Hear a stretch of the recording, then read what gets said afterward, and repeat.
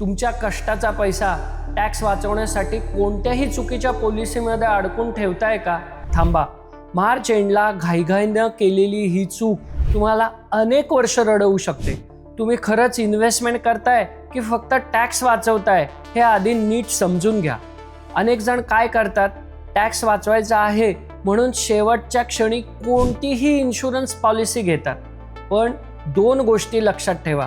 पहिली, जर तुम्ही नवीन टॅक्स रेजिममध्ये असाल तर अशा गुंतवणुकीने तुमचा 1 रुपयाही टॅक्स वाचणार नाही.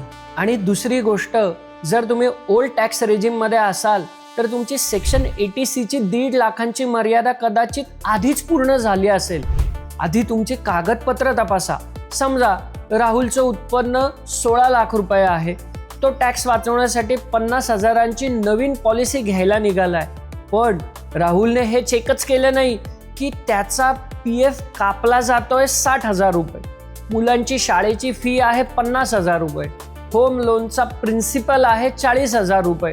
म्हणजे एकूण झाले 1.5 लाख रुपये. राहुलची 1.5 लाखाची मर्यादा इथंच संपली आहे. आता त्याने नवीन पॉलिसी घेतली तर त्याला टॅक्समध्ये 0 फायदा होईल. उलट त्याचे पैसे विनाकारण लॉक होतील. एक गोष्ट कायम लक्षात ठेवा, insurance is not investment. Insurance तुमच्या कुटुंबाच्या सुरक्षिततेसाठी असतो, पैसे वाढवण्यासाठी नाही.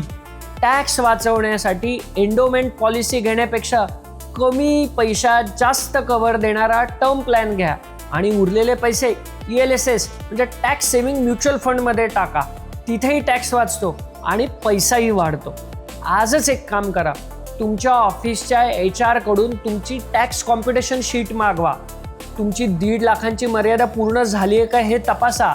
नसेल झाली तरच नवीन गुंतवणूक करा.